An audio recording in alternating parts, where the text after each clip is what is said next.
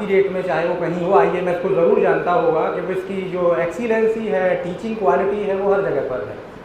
तो मुझे पहले से ही ये पता था कि most of you are preparing for JEE और NEET exams. So first of all, I want to ask a simple question to you. Please raise your hand. How much of you are preparing for JEE? JEE के लिए बड़े कम candidates हैं, NEET के लिए बाकी rest of all are for NEET. Please raise your hand, please. NEET के लिए कितने लोग हैं? ओके, नाउ और JEE के लिए कितने हैं? अच्छा, आप लोग ये बताइए कि JEE या NEET, दैट इज डॉक्टर या इंजीनियर बनना आपका गोल है या टारगेट? कोई एक खड़ा होकर के बताएं, दिस इज योर गोल और टारगेट। क्या आप लोग जानते हैं कि what is the difference between goal and target, या ये कहें aim and target?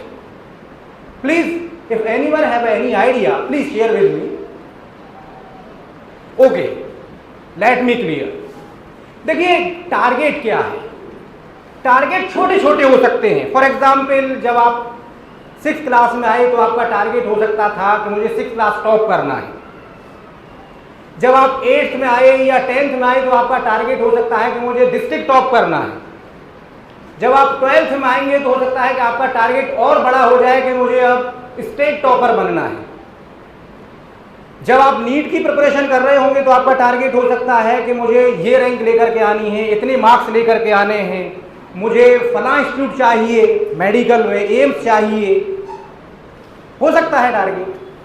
But I think the aim of all of you, because you are studying in such a premier school, आपका सभी का टारगेट सोशल सर्विस करना है, समाज सेवा करना है। डॉक्टर बनने के बाद क्या करना चाहते हैं? समाज सेवा।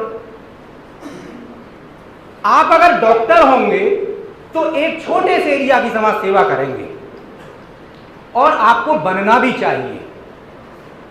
जितने भी प्रोफेशंस हैं दुनिया में, सबसे ज्यादा जो रेस्पेक्टफुल जो प्रोफेशन है वो आप जो जानते हैं कि वो डॉक्टर है ना। डॉक्टर को कहा जाता है दुनिया में नाउजुबिल्लाह, आगे जो वर्ड कहेंगे, दुनिया का खुदा, ऐसा कहते हैं।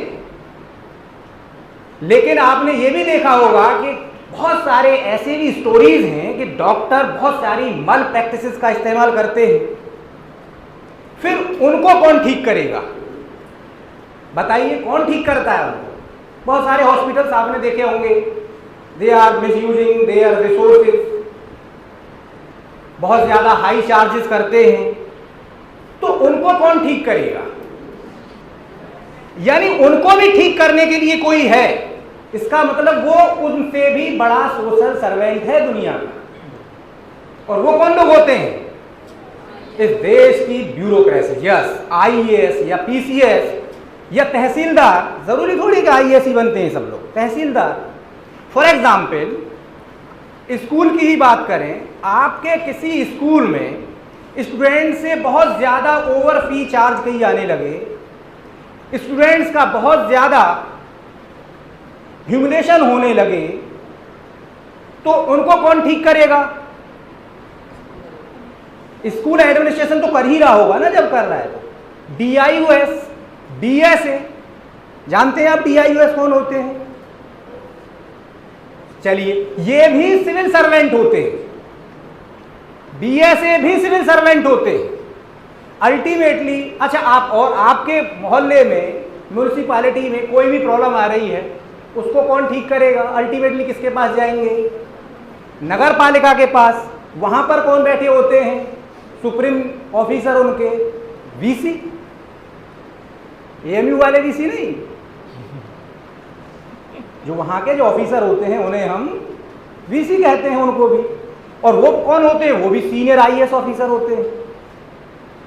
तहसीलदार आपके जो है PCS ऑफिसर होते हैं, DIUS आपके PCS ऑफिसर होते हैं, BSA आपके PCS ऑफिसर होते हैं। अल्टीमेटली यहां से, ये थोड़ी सी स्टोरी से ये पता चला आप लोगों को कि अल्टीमेट जो सॉल्यूशन है, डॉक्टर बनना आपका गोल है, एम हो, एक टारगेट हो सकता है। इंजीनियर बनना आपका एक टारगेट हो सकता है, होना भी चाहिए। सोसाइटी को 100 डॉक्टर्स की जरूरत है तो कम से कम हर 100 डॉक्टर्स के ऊपर एक आईएएस या पीसीएस ऑफिसर की भी जरूरत है, क्योंकि आप जान रहे हैं कि 100 डॉक्टर्स, और अगर इस पीएस में कोई बड़ी चीज नहीं होगी या गलत नहीं होगा, मैं ये कहूं कि 1000 डॉक्टर्स से भी ज्यादा बड़ा काम एक आईएएस ऑफिसर कर सकता है। और मैं अगर इस तरीके से भी कंपेयर करूं कि ये बड़ी चीज नहीं होगी कि एक IAS officer is equivalent to minister in central government. MP MLA बनने के लिए कितनी लड़ाइयां लड़ते हैं लोग, कितनी गलत काम करते हैं, लेकिन मैं क्या बता रहा हूं आपको, अगर एक आईएएस ऑफिसर है सेंट्रल मिनिस्ट्री में, वो मिनिस्टर रहेगा 5 साल 4 साल 3 साल, अगला नहीं पता रहेगा कि नहीं रहेगा, but once you are an IAS officer, you will be IAS officer for your tenure। आपका जो जॉब का जो ड्यूरेशन है, जो टेन्योर है, वो हो सकता है कि 20 साल हो, 30 साल हो, 35 साल हो।